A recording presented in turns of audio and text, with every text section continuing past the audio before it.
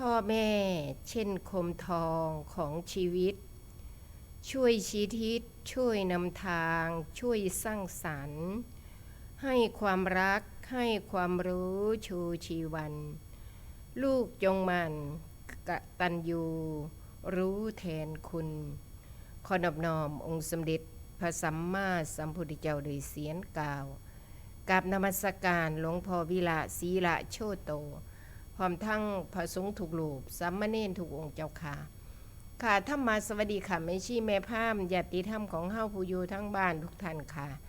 แม่ชีลำดวนผู้รักธรรมได้มีโอกาสมาในรายการธรรมะย่ำเย็นค่ะมาในสถานีวิทยุเสียงธรรมของพุทธสมาคม FM 104.25 เมกะเฮิรตซ์สื่อสังสรรค์การเรียนรู้การศึกษาการปฏิบัติ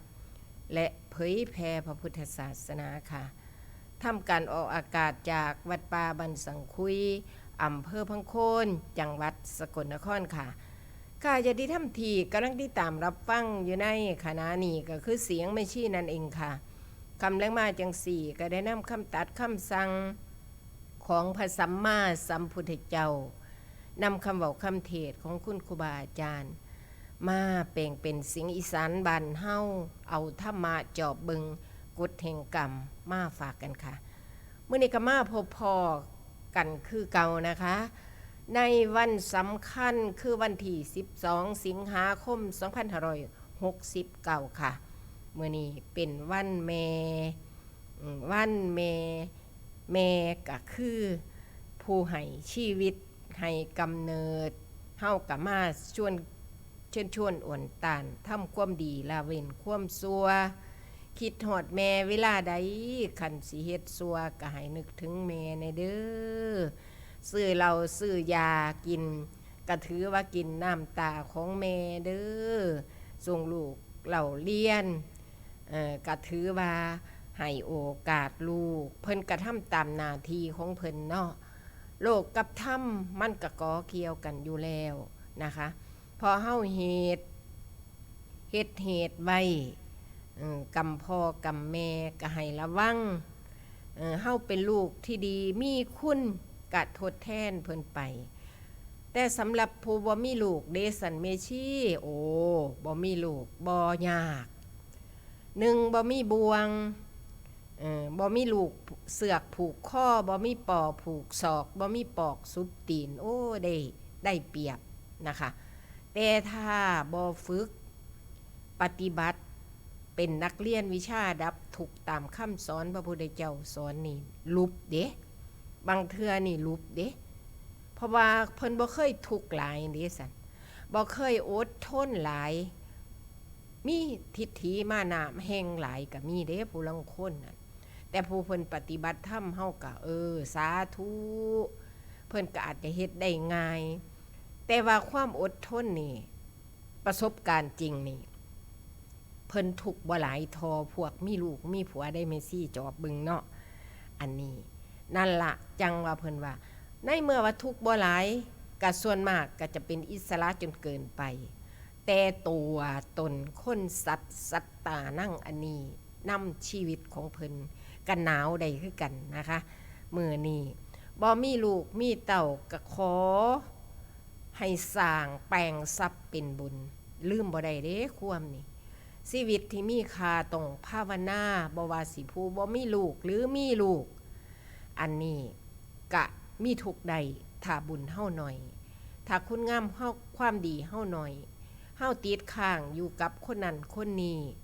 เฮาเฮ็ดบาปเฮ็ดกรรมเขาตามท่วงแน่นอนบ่ต้องห่วง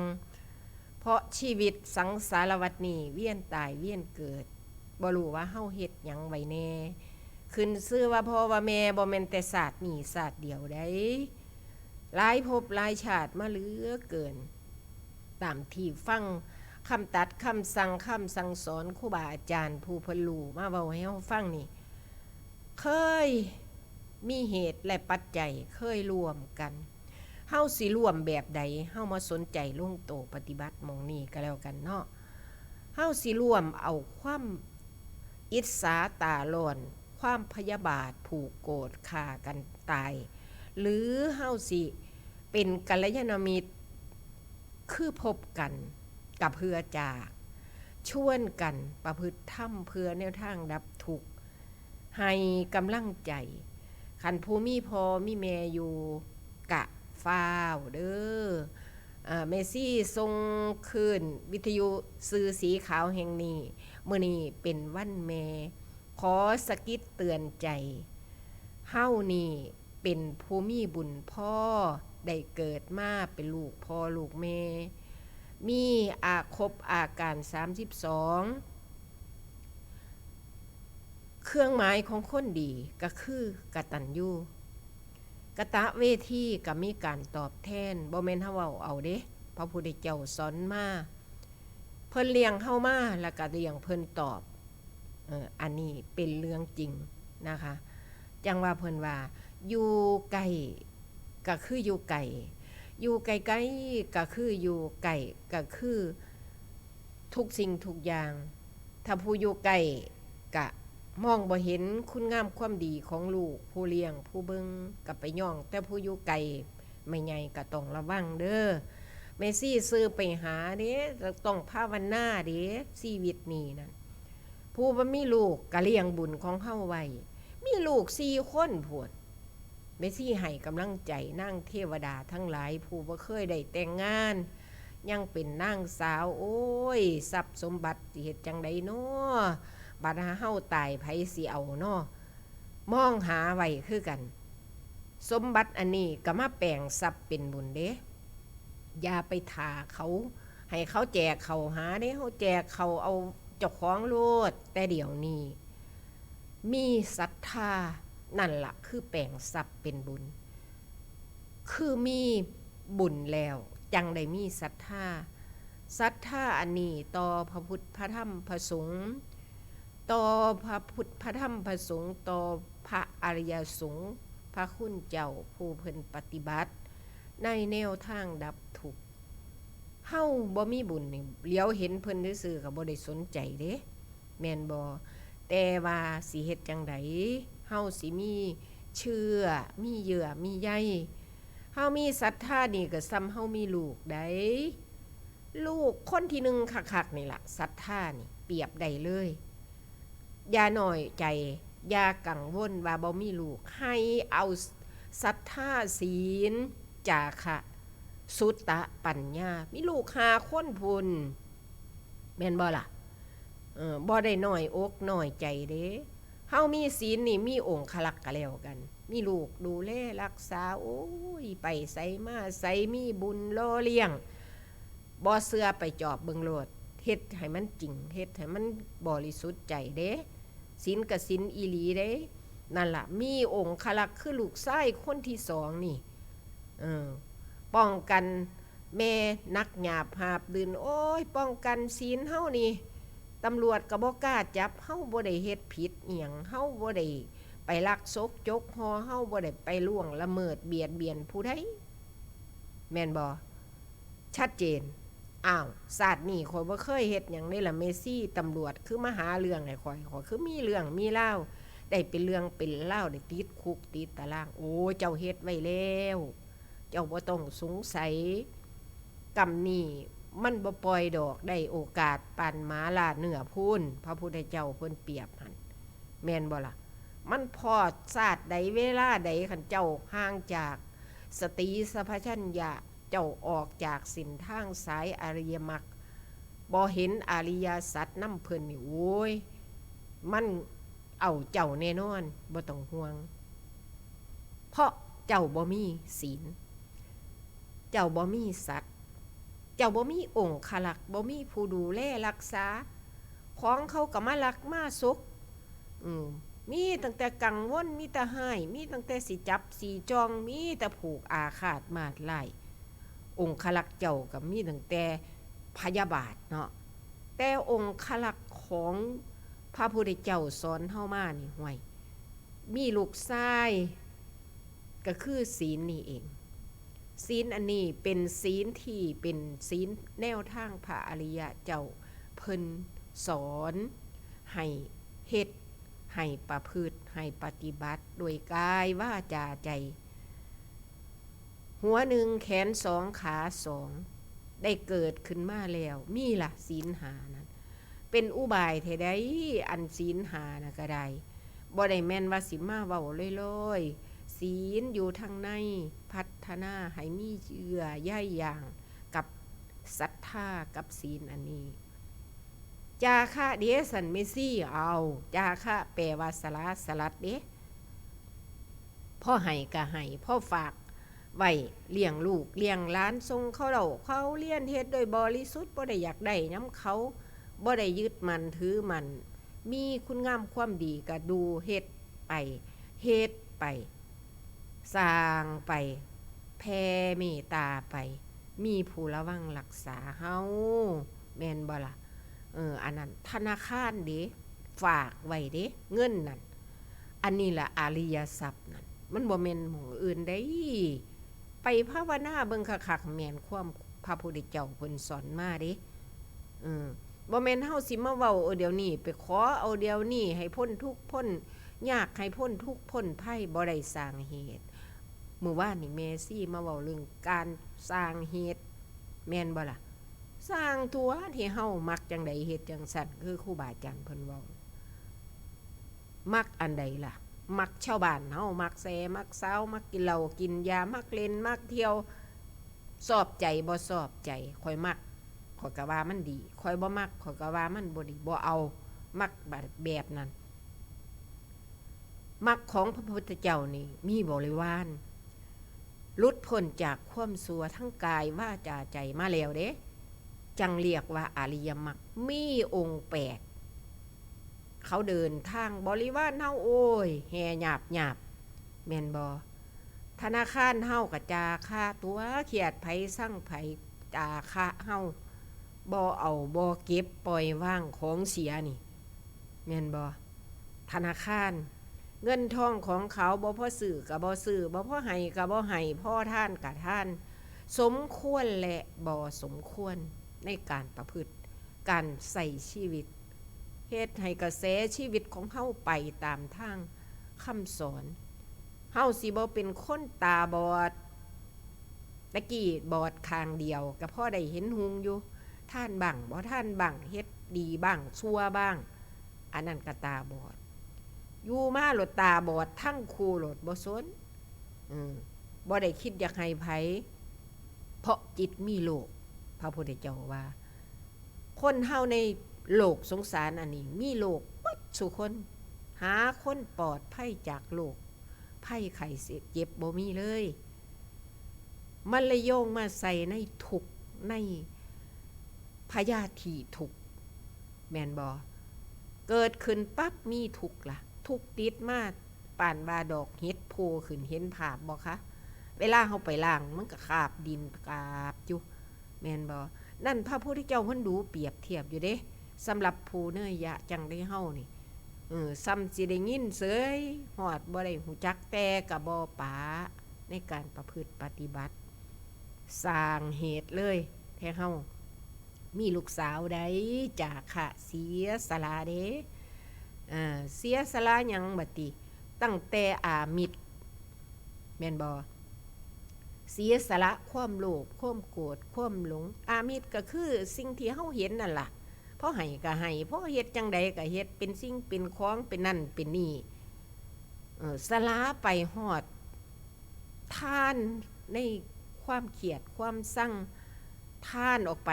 โลภโกรธหลงบ่เอามันมาอยู่ในกายสังขารใจของเฮานี่นั่นเฮ็ดจังไดเฮาสิเว้าเอาได้เป็นบ่เพราะว่าหยังว่าติแปลงทรัพย์ให้ไปเพราะศรัทธาพระพุทธเจ้าสอนคักล่ะจำลงโตปฏิบัติพร้อมกันเลยทั้งผู้เว้าและผู้ฟังไปน้ำกันออดลวดโลดเฮาไปน้ำครูบาอาจารย์ผู้เพิ่นสอนธรรมดับทุกข์นี่บ่ป๋าเด้กระแสนี่แม่นบ่กระแสไทเฮาก็มีคือการกระแสธรรมปล่อยเขาใส่กระแสชีวิตของเฮาเลยให้มันตกกระแส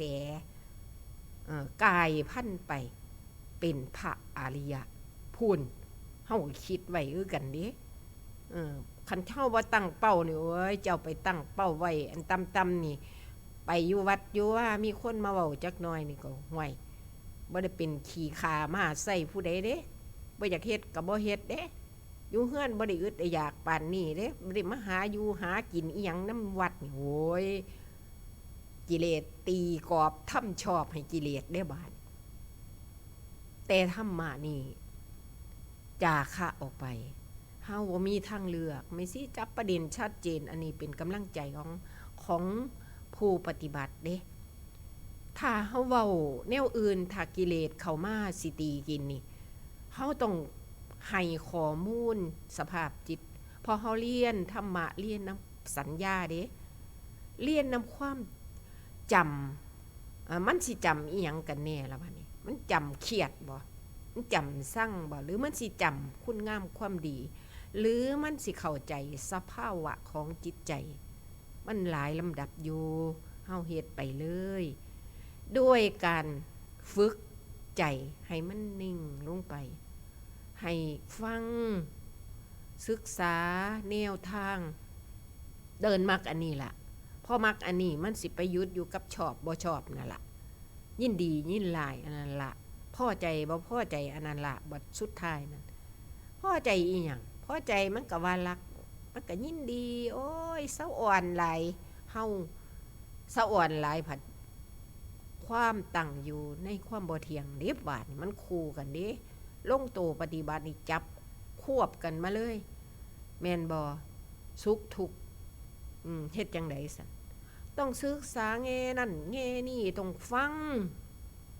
งแล้วนำสู่การปฏิบัติบ่ต้องจื้อหลายก็ได้แต่หูจักโครงสร้างมันเด้ว่าพระพุทธเจ้าสอนหยังจับบ่ถูกมองก็ผิดเสียเวลาแม่นบ่อันนี้เพราะว่าหยังปัญญาอันนี้ต้องเอาไปคู่กับศรัทธาไว้ตอนแรกนี่เฮาศรัทธาโดยหลงเลยโง่เลยมันไปศรัทธานำบุคคลศรัทธากับเครื่องรางของขลังพระพุทธเจ้าเพิ่นว่ามันบ่ถูกต้องอันนั้นก็แปลว่าศรัทธาคือกันแต่มันบ่ได้มีศรัทธาตั้งมั่นอยู่ในคุณงามความดีมันบ่เป็นศรัทธาที่มีปัญญาพระพุทธเจ้าสอนเด้จับประเด็นเลยค่ะไปตรวจทานชีวิตเจ้าของจังว่าโยงกลับคืนมาใส่พระพุทธเจ้าสอนบ่ให้สุดโต่งสองสายมันเชื่อมกันเบิดเด้มันบ่ได้เอาอันเดียวเด้บ่แม่นว่าสติเท่านั้นที่สิพาไปนิพพานเอาแต่สติอันเดียวห่วยสติมันก็บ่ได้ไปเป็นทาสผู้ใดเด้มันบ่ได้ไปคิดน้ำไผเด้เพราะมีเพื่อนหลายอันคือกันมีดอกมีใบมีหากมีลำต้นกิเลสตัณหามีพ่อมีแม่คือกันครูบาอาจารย์เพิ่นเปรียบเทียบให้ฟังนั่นจื้อไว้เด้ล่ะถ้าเฮาก็ได้บ่แม่นฟังแล้วฟังทิ่มเด้ทำจริงๆเอาชีวิตเป็นเดิมพันเลยบ่แม่นเว้าเล่นเด้ถามเจ้าของอยู่เรื่อยมาหยังมาวัดเฮ็ดทำอันนี้เพื่ออีหยังเป็นอีหยังสิเป็นจังใดสิเอาอีหยังห้วยข่อยอยากพ้นทุกข์บ่ฮู้จักดอกพ้นทุกข์นั่นแต่ว่าเว้าไปให้มันคลองปากคืนใจมันก็เห็นม่านอยู่แล้วโยงกลับขึ้นไปพระพุทธเจ้าว่าอยู่ในประเทศที่เฮาเคยสร้างไว้แล้วเกิดอยู่ไสก็เป็นเหตุและปัจจัยมันหักโยงไปผู้มีบุญเคยได้เฮ็ดได้ทำเคยคบคนก็เว้าแต่สิ่งดีๆคิดแต่สิ่งดีๆอนุเคราะห์สงเคราะห์กะคือเฮามีจากค่ะมีธนาคารอันนี้ล่ะมีลูกสาวคนสวยดูแลแม่คันสิเปรียบเทียบวันแม่มื้อนี้แม่ซี่มาเว้าเรื่องนี้ล่ะเรื่องลูกเรื่องหลานนี่ล่ะมันบ่ไปจากไสดอกมันไปจากต้นตอของเฮานั่นเองแหละให้เฮานั่นเพราะว่ามันมีเสือมีแนวมีดอกมีใบเฮากะลุแม่มันพอมันคือกันผ้ามันสัวมันกักกิเลสโตนี่มันบ่ได้ปาเจ้ามักง่ายเด้เมซี่มีกฎแห่งกรรมเรื่องจริงเขามาน้ำตาย่อยใส่เมซี่หลายเทื่ออยู่ดอกเขาเจ้ามีทุกข์เมซี่ก็เป็นผู้รับฟัง พ่อปั่นลูกเป็นนักกฎหมายแม่เป็นทะแนะแม่ที่เว้าหยอกลูกอยู่เรื่อยว่าลูกเป็นผู้พิพากษาแม่เป็นทะแนะว่าซั่น มันหัวขวนแม่ซอยเหลือหยังบ่ได้ดอกเพราะบ่แม่นข่อยเก่งดอกข่อยฝึกธรรมะธัมโมเขามาเว้าระบายความทุกข์น้ำตาย้อยข่อยก็บ่เอาไปเว้าพื้นเขาข่อยก็เห็นอกเห็นใจข่อยก็เอาธรรมะที่เฮาฝึกได้แน่เอาคำสอนครูบาอาจารย์พระพุทธเจ้าสอนข้าเจ้าก็ไปเฮ็ดล่องเบิงข้าเจ้าก็ผ่อนคลายเฮาก็ได้บุญย้อนได้บารมีย้อนอยู่ได้ล่ะแม่นบ่เอาคันแม่นเขามาเว้าขี้ร้ายเฮาก็เว้าพาเขาเว้าดีๆโอ้ยจะแม่นข่อยเครียดจะแม่นมันมาเว้าให้ข่อยพ่อวัดแม่วัดเด้นี่ข้าเจ้าบ่มีหม้องระบายลังเทื่อก็ขี่รถมาหาขาน้อยมาเว้าให้ฟังแบบนี้ละจะแม่นข่อยเครียดจะแม่นมันมาเว้าข่อยเฒ่าแล้วมันเป็นหยัง เฒ่าผู้ชายเครียดเป็นพอวัดพอว่าสิบอกให้ฟังบ่ออกซื้อเพิ่นดอกแต่ยกตัวอย่างมาว่ากิเลสตัณหาบ่ไว้หน้าไผเลยเพราะว่ามันมันทุกข์ถ้าบ่มีท่อระบายทุกข์ถ้าบ่เข้าใจอริยสัจเหตุแห่งทุกข์ย้อนหยังย้อนเฮาบ่ได้สร้างภูมิป้องกันเฮามีบาปมีกรรมในใจจิตของเฮาเอาใส่แต่ข้อมูลเสียแม่นบ่ถ้าคิดก็คิดแต่ลบมันก็เลยบ่มีภูมิป้องกันศีลก็บ่ดีศรัทธาก็บ่ดีบ่จาคะจักเทื่อขังแต่ของเสียไว้เอาเห็นภาพบ่คะเมซี่มาเว้าอันนี้คักๆแล้วมื้อนี้วันแม่เนาะเพราะว่ามันขังแต่ของเสียไว้ลับตาไปติเฮาลองมีหนองน้ำบ่ไหลขี้ตมเหม็นอยู่หั่นแต่ถ้ามันไหลออกไปเอื่อยน้ำก็สะอาดน้ำก็ใสใจของเฮาคือกันเปรียบเทียบเด้แม่นบ่นั่นล่ะมีลูกสาวคนสวยก็คือจาคะอันนี้เด้พอใจก็สวยงามธัมโมหาเวรคติธัมมจารีผู้ประพฤติธรรมะก็รักษาสิเฮ็ดจังได๋ซั่นให้ทำเป็นท่านชนะกันให้ทั้งปวงโอ้ยซัมเมซี่พ่อกำกานี่มาเว้าจังซี่ก็ดีใจนำเจ้าของอยู่เด้บ่แม่นว่าดอกกูเก่งบ่เคยคิดมีตั้งแต่เว้ามันผิดล่ะผู้รู้เพิ่นสิค้อนแปดปนครูบาอาจารย์เพิ่นฟังอยู่เพิ่นก็ฮู้ว่ามันเว้าบ่ถูกเพิ่นก็สิปล่อยกระแสมาคือกันเพราะเฮามีจาคะเด้บ่แม่นผู้ใดมาสอนมาเว้าในเครียดสงอกแซกแงกบ่ให้ไผมาเว้านั่นเจ้ารักษาตัวตนเมซี่จอกเบิ่งคักแล้วรักษาไผมาสู้แน่ก็บ่ได้นั่นบ่มีภูมิป้องกันถ้าโยงไปใส่ในการประพฤติปฏิบัตินี่เจ้าจิตเจ้าบ่เป็นกลางเจ้าเดินสายกลางมาโอ้ยังไกลคันว่าลักก็สุดตรงไปบ่ฮู้จักกฎธรรมชาติที่มันจะเปลี่ยนไป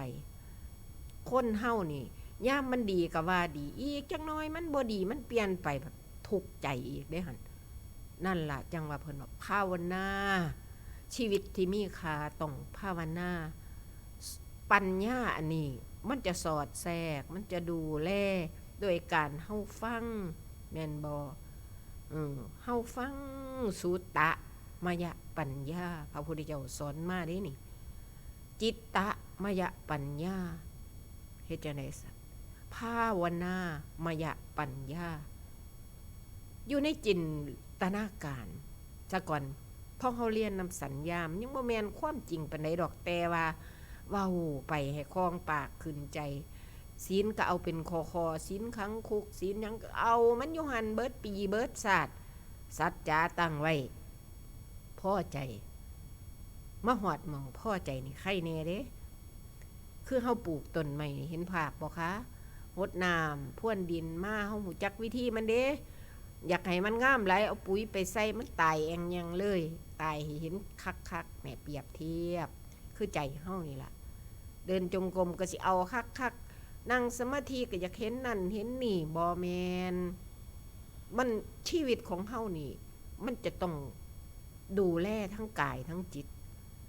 ธรรมโอสถก็คือยาพระพุทธเจ้านี่ยาอันนี้ดีหลายเพราะว่าหยังว่าติคนเฮาเกิดขึ้นมาแล้วด้วยกิเลสตัณหาโลภโกรธหลงคันบ่หลงบ่ได้มาเกิดอีกเด้เฮาพ้นทุกข์พ้นภัยเป็นธรรมชาติไปเลยบ่ได้มาเกิดอีกบ่ยึดบ่ถือบ่ของบ่แวะกับอันใดโอ้หนทางนี้คือดีแท้บ่เซาอ่อนบ่เฮาเซาอ่อนไว้ก่อนบ่เป็นหยังเด้เนาะแม่ใหญ่เซาอ่อนเด้ลูกชายของเฮาผู้แข็งแกร่งจ้าค่ะนี่ลูกเฮามีลูกชายลูกสาวโอ้ยผู้บ่มีลูกดีใจแต่ถ้าเจ้าบ่ประพฤติธรรมบ่มีศรัทธาบ่มีศีลบ่มีจาคะปัญญาสุตตาบ่สนใจเรื่องศีลเรื่องธรรมเรื่องการประพฤติแนวทางสิพ้นทุกข์นี่ขาดทุนเมซี่ว่าพวกนี้ขาดทุนทิฏฐิมานากับเบิดเท่านั้นไปหาจอบเบิ่งคักแล้วเพราะว่ายึดเหลือเกินไผต้องก็บ่ได้ทุบบ่แตกเลยแต่ผู้มาสนใจเรื่องทิฏฐิมานะอหังการมะมั่งการฝึกในแนวทางพระพุทธเจ้าสอนศรัทธากับประกอบด้วยปัญญาจือไว้เฮาก็ดีแม่นบ่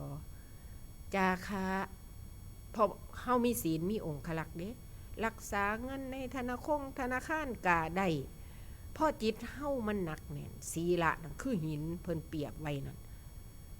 แม่สิศึกษาไปฟังเทศสนใจภาวนาไปอัน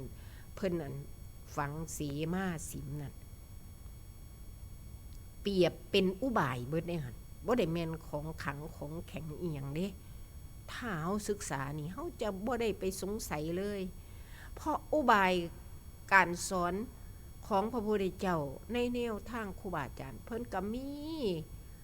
ความเปรียบเทียบเพิ่นก็มีอุบายหินลูกกลมๆนั่น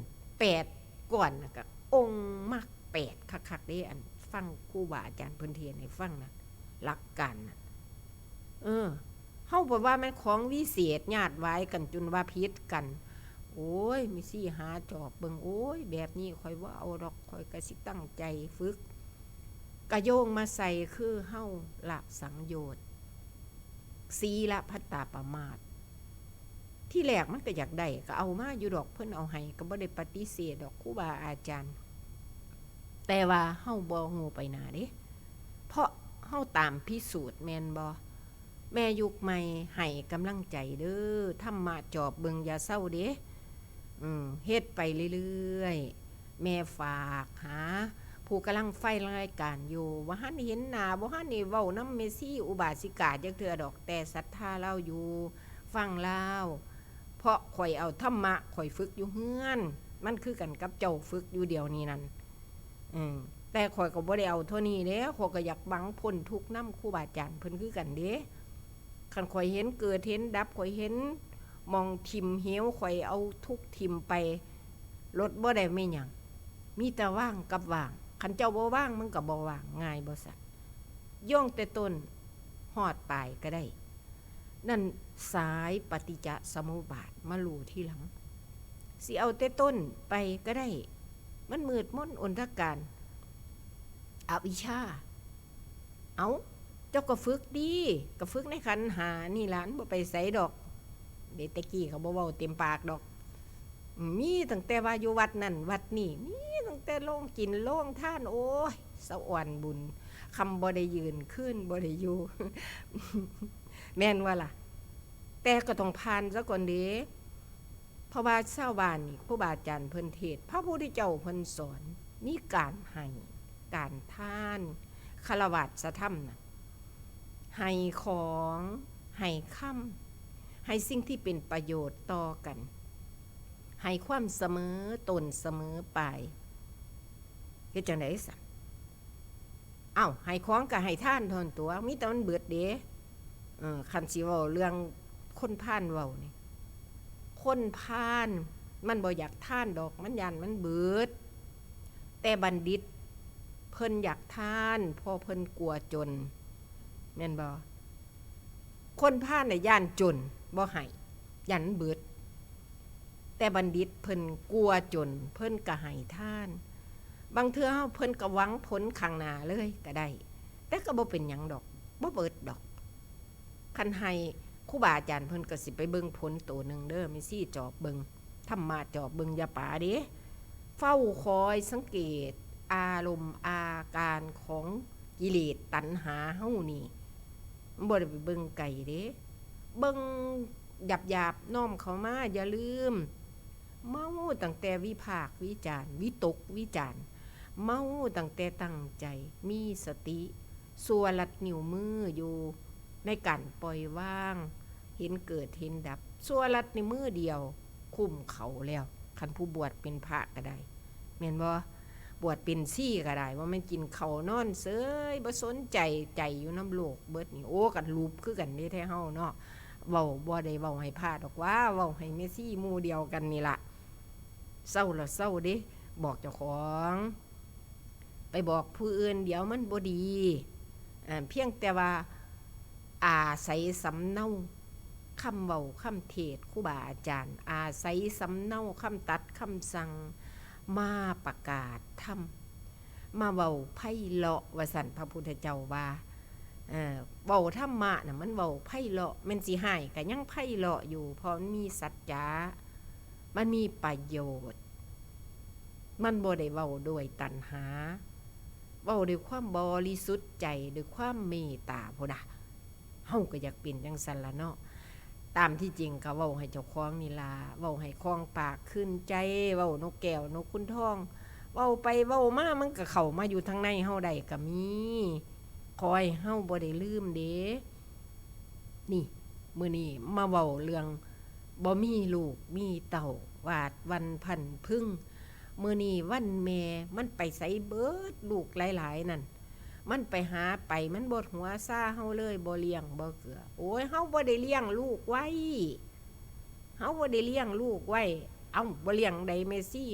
คลอดออกมาก็เลี้ยงมันจังไงก็อย่าลูกอันนั้นมันเป็นลูกสมมุติ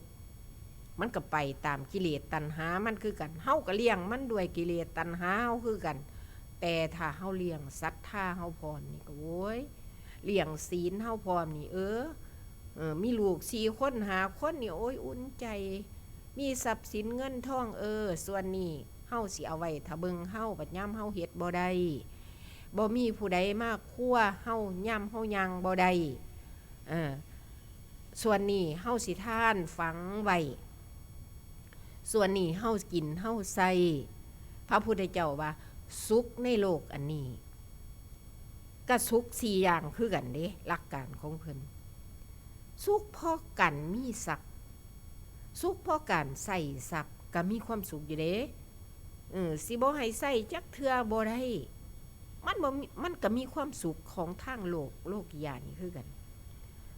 มันเป็นเครื่องอุ่นใจเด้เมซี่สิเว้าธรรมะจอบเบิ่งก็บ่เว้าไปไกลตัวปานใดดอกก็เว้าเจ้าของผู้เฮาจอบเบิ่งเห็นเนาะคือเอื้อยน้องกันนั่นนี่เอื้อยพี่สาวเพิ่นไปทำงานทำการเพิ่นก็อยากได้แต่เงินคือพระเจ้าอันดับหนึ่งเลย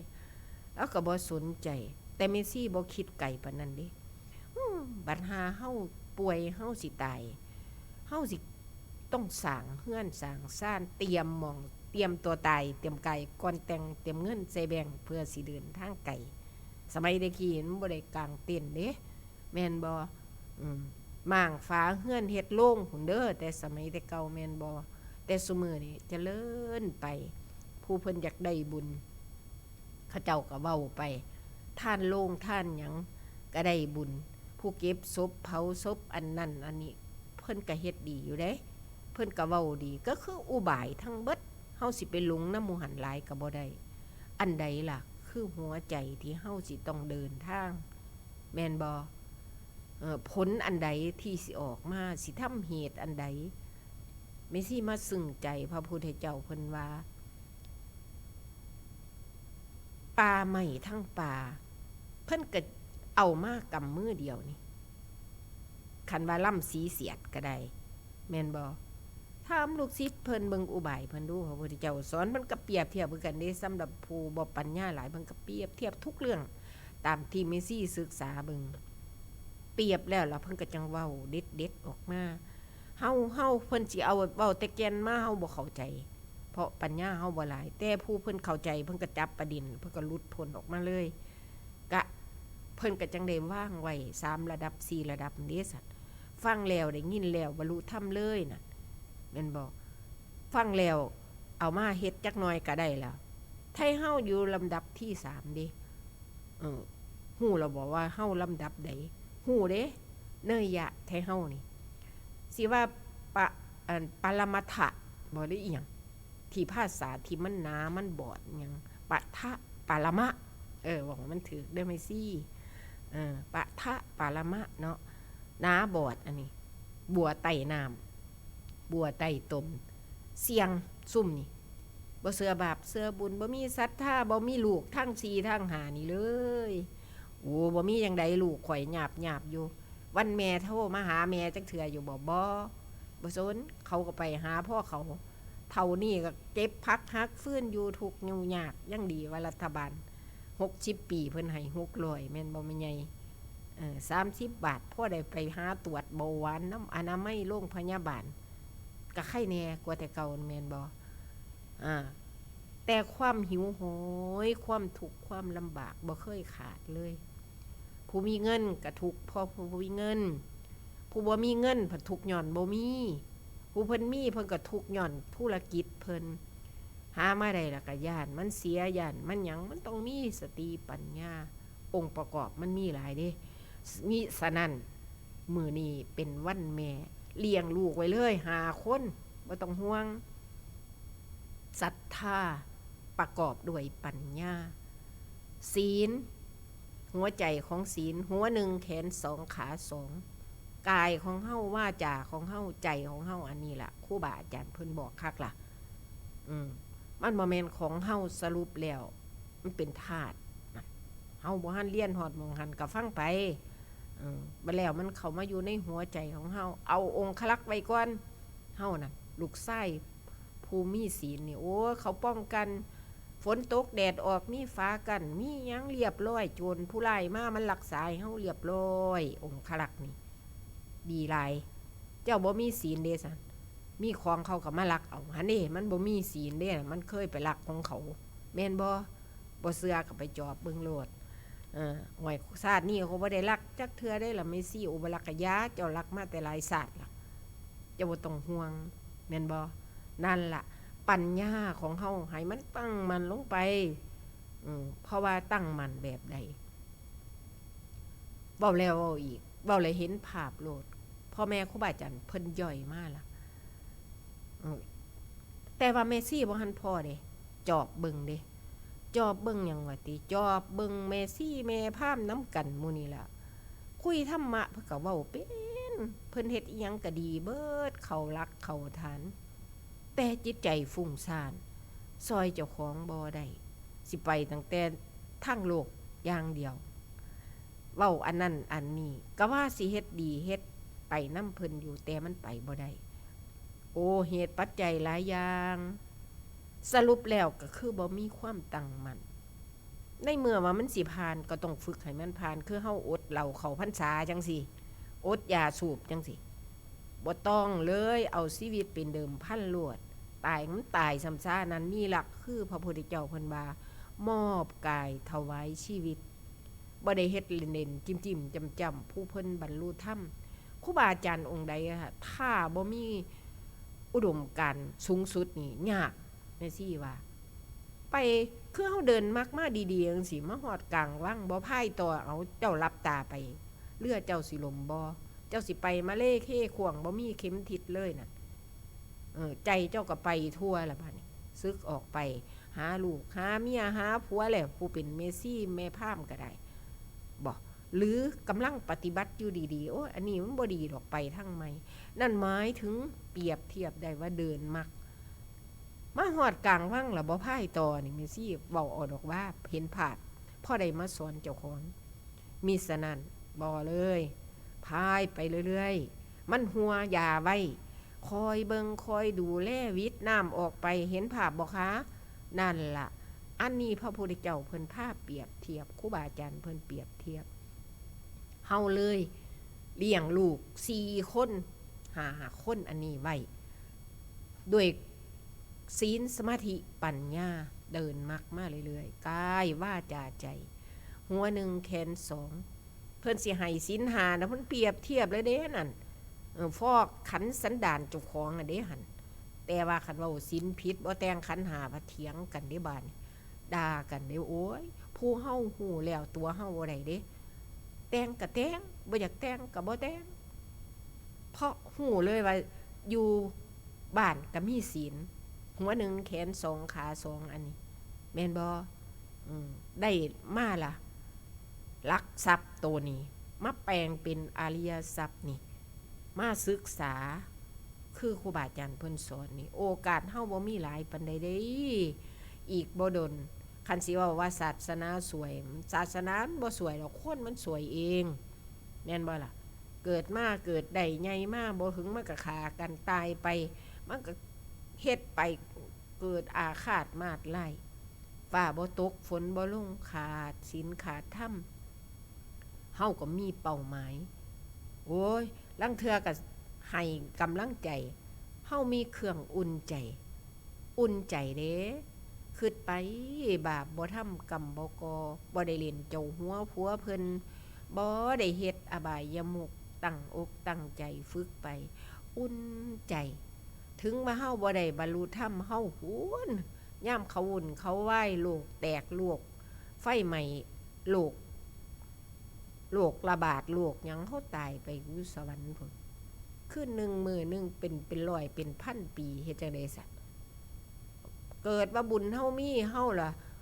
เพิ่นว่าจ้อนเข้าครึงท้องกะฮอนเอาสิไปในอันเดี๋ยวกันเด้อเบิ่งโทรศัพท์ก่อนเด้อค่ะเดี๋ยวก่อนนะคะจัดรายการกำลังจะเสร็จแล้วค่ะเดี๋ยวรอก่อนนะคะจ้าหาดีสัตว์ลูกเต่าอยู่ไสเขาก็สินำหาตัวบ่อย่างนำกะยาหัวเขาแล้วตัวไผตัวท่านคือกันไทยนี่ก็เลี้ยงลูกไว้พอแห้งเลยเด้ลูกข่อยอยู่บ้านนี่5คนพูนเว้าใหญ่บ่เว้าตัวเจ้าของก็บ่แม่นหยังบ่เป็นหยังเพราะเขาเรียนจากสัญญาเรียนจากสมมุติมีอีหยังที่สิแข็งแกร่งหรือปลุกระดม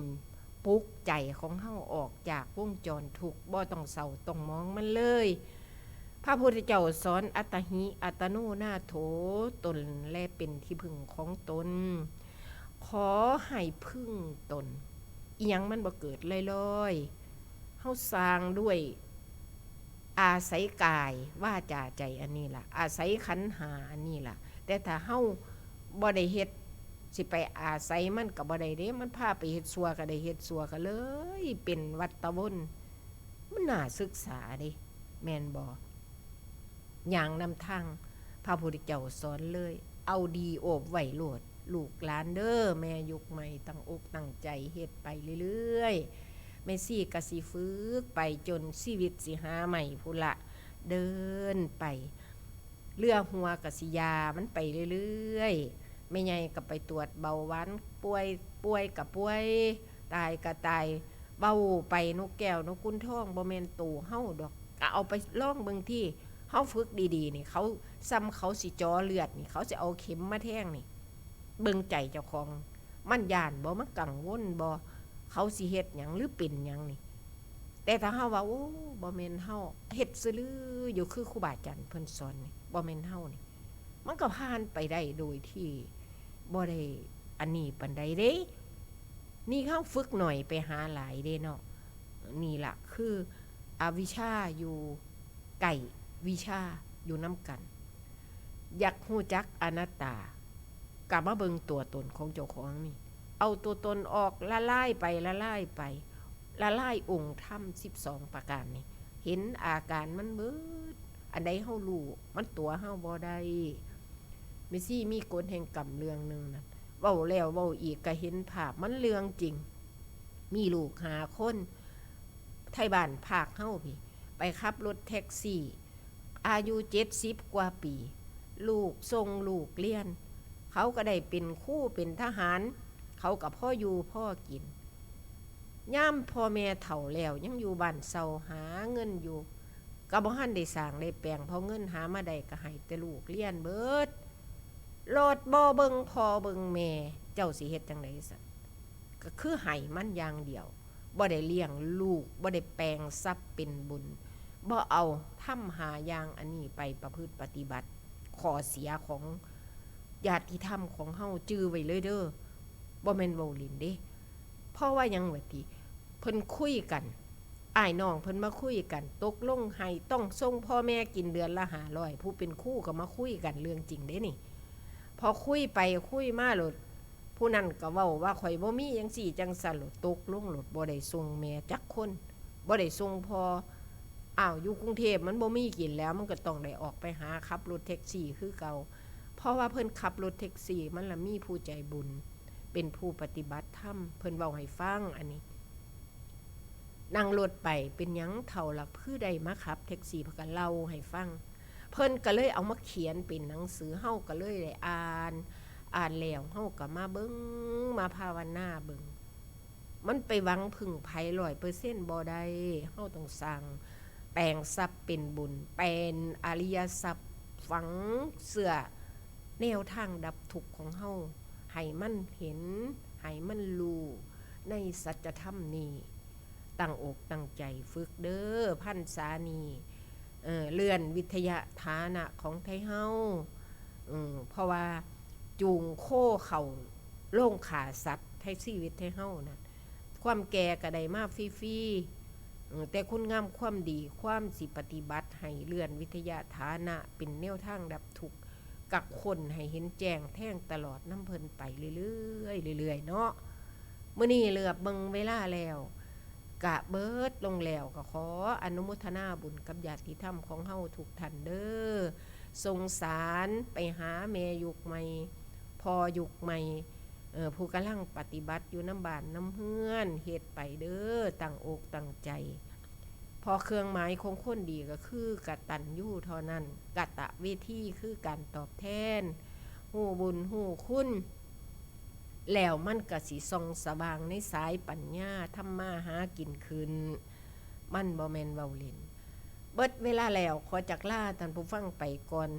เว้าผิดตุกก็ขออภัยนี่เด้อค่ะผิดใจก็ขอโทษขอนำบุญหาเพื่อนกัลยาณมิตรทุกท่านนะคะขอพระสัทธรรมจงตั้งมั่นในใจผู้ค่ะและท่านผู้ฟังปรารถนาสิ่งใดที่ชอบประกอบด้วยธรรมขอให้สมประสงค์ด้วยเทินสำหรับมื้อนี้ธรรมสวัสดีค่ะ